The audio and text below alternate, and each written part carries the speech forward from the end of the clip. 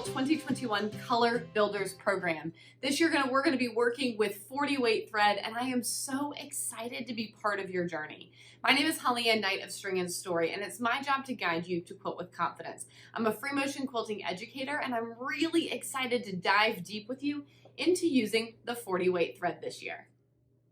Before we actually start adjusting this top tension together, which we're going to do in just a minute, I'm going to bring you right here over my shoulder and show you the ins and outs of the process.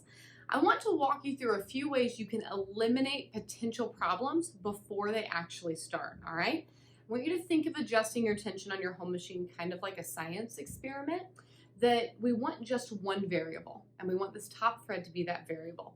So let's eliminate some other things, all right? Before we get started, I want you to take the needle plate off your machine.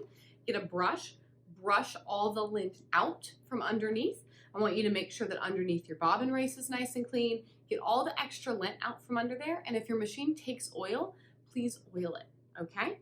And you can put your plate back on. Then I want you to put a fresh needle on your machine. Remember, for 40 weight, if we're doing something like piecing or straight line quilting, we're gonna be working with a top stitch size 12 or 14. When I'm working and doing free motion quilting, I usually start at about a 16. The 40 weight is just thick enough and I'm moving everything just fast enough that I like that little bit of extra eye space and a little extra durability in my needle. So put a fresh needle in your machine, all right? Then I just kind of want you to check everything, right? Make sure that your presser foot is on there nice and firmly and thread your machine carefully. Now, a note about feed dogs. When I am working on a home sewing machine that is an off-the-shelf machine, so not a machine that I would buy at a dealer, I leave my feed dogs up while I free motion quilt. Some of you guys just freaked out a little bit. Bear with me, all right? I know this is an unconventional thing to suggest, but what I find is that with these off-the-shelf machines, the tension gets a little wonky if you start lowering those feed dogs. Something about how it messes with the way the bobbin moves or something. I'm not a sewing machine tech, so I don't know all the details. I just know that I have a harder time getting my tension accurate and crisp if my feed dogs are down. Now, if you are working on a dealer level machine, so you bought from a dealer, whether it's a home sewing machine, a sit down long arm, or anything like that, you're gonna make sure that those feed dogs lower down, okay? Now that I think about it, many sit down long arms don't necessarily come with feed dogs, but I also work on a Juki industrial machine, and for that one, I do lower my feed dogs. So, the big point of that is I want to give you some freedom to play around with that if you do everything else I'm telling you and you still can't get it quite right, try raising or lowering those feed dogs based on where you started and see how your machine responds, all right? So we have eliminated any dust bunnies or anything like that down in the bobbin race. We have a fresh needle, a well-placed foot. We have adjusted our feed dogs, and we have threaded our machine. So now let's come under the needle, and I'm going to actually show you how to adjust this top tension to get those nice crisp stitches. Okay, Rockstar, let's work on this tension in practice. Now remember, we have our top thread coming down, our bottom thread or bobbin thread underneath. We've got a twist happening that causes tug of war. All right, ideally we want that twist to be landing inside of our batting so we get nice crisp stitches top and bottom. Now, obviously you can get tension that is too tight. That is where this top tension is pulling too much, right? Or you can get tension that's too loose, where it's not pulling enough. Loose tension is more common, and the reason for that is because top tension that is too tight is visible. You end up with either eyelashes on the top, or you get thread breakages, things like that. Loose tension is more of a problem because everything that's going wrong is usually going wrong on the back, and it's harder to see. That's why it's important before you sit down to quilt to always, always, always check your tension before you get started. All right, as you saw in our last video, when I'm actually free motion quilting, I usually wear gloves, but when I'm adjusting tension, I often don't because I'm handling the threads a lot more, and I don't know, I like having that kind of fine sense of touch that you can only get being barehanded. All right, so I'm pulling my bottom thread up just so it's out of the way, just like if I were actually starting to quilt for real. I'm gonna lower my presser foot, and we're just gonna do a little bit of stitching. Now, if you're brand new to free motion quilting, you're not super comfortable with this, just kind of scribble a little bit, all right? If you're more comfortable, you're gonna do things like meanders or swirls or switchbacks where you're gonna get little pointy bits, you're gonna get sharp curves, things that tend to trigger tension issues, all right? And we're just gonna do a little bit of stitching, and then we're gonna see what's going on and talk it through. This is the exact process you would use to check your tension before a quilting session if you were just working on your own, okay? All right, so I've got a swirl and a meander. Here on the top, everything looks really good. These stitches look crisp and actually reasonably even, which is pretty impressive because this is all hand guided. But you can see here on the back, we have problems.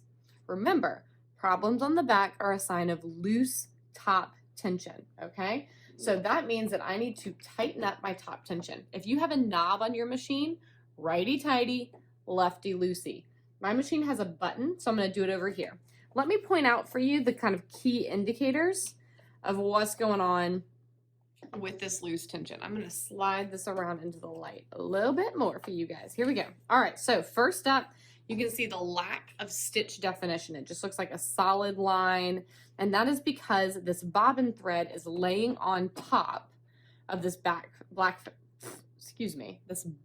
fabric. The twist is just sitting right on the surface. It's not up in the batting. We're not getting clearly defined stitches. Then here, at this more quick part of the curve, you can actually see a little bit of eyelashing. You can see the top thread showing through all the way to the bottom. So this tension is way too loose. We could actually, for the sake of illustration, I'm gonna throw it even looser for just a second, just so you can see the mess that that makes, okay?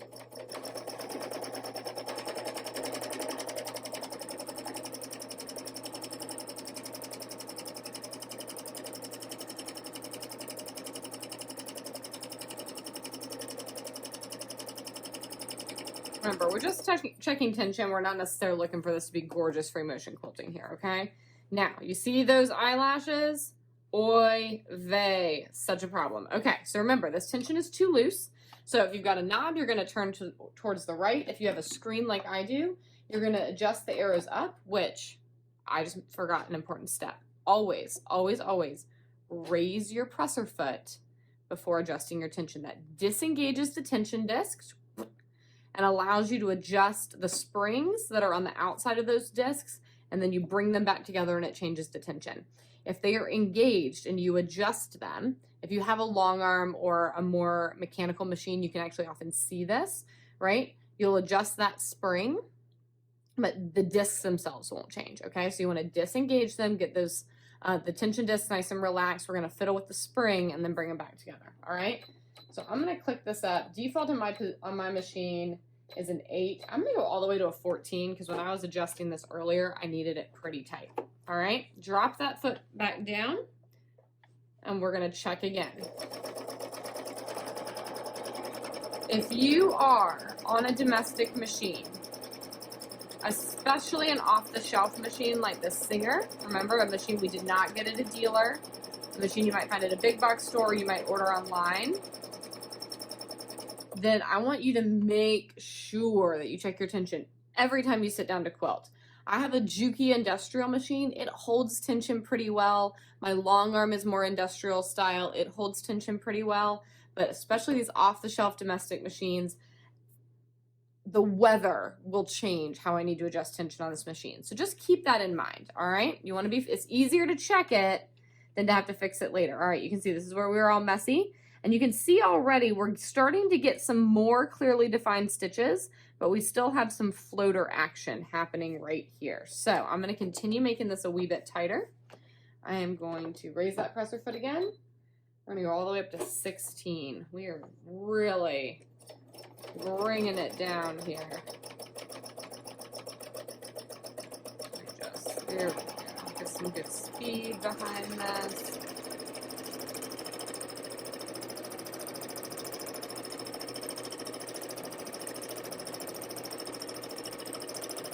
All right, now, remember I told you at the top that we can have either tension that is too loose, like what we've been dealing with, and you can also have tension that's too tight. Now, I'm not worried about this being too tight because I'm still getting good looking stitches on the top, but that is something to keep an eye out for, all right? Let's flip it over on the back, and you can see we are finally getting some nice crisp stitches here on the back. This is still not perfect, Let's see if we can tweak it just a little bit more. I'm going to raise this up.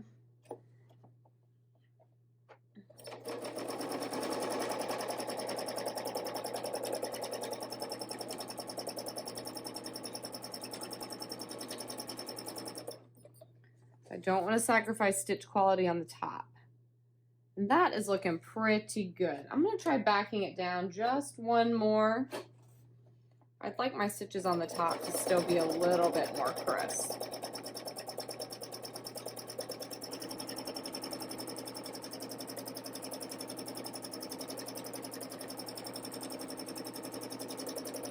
And you can see here, these tension adjustments, it's an element of trial and error. All right, we're looking good on the top.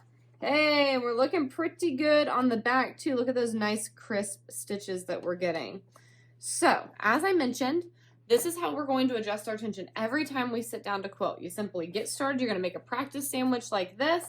Get started, you're gonna fiddle with it. You will know that your tension is too tight on the top if you start to get floaters on the top, so you're lacking clearly defined stitches, or even if your thread breaks, okay? That's often a sign of the tension being too tight. More of it likely than not, you're gonna end up with tension that's too loose, like we were studying over here, and need to snug up that top tension until you're ready to rock and roll.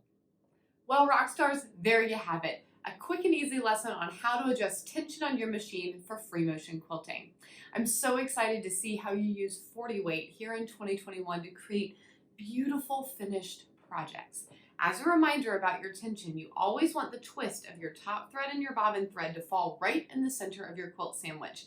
Think of it like a game of tug of war where we're adjusting just that top thread in order to get those stitches nice and balanced for a crisp start and end to each stitch on both the top and the back of your quilt. If that top tension is too loose, you will get floaters or eyelashes on the back of your quilt. If that top tension is too tight, you might get broken thread, or you will get floaters and eyelashes on the top of your quilt.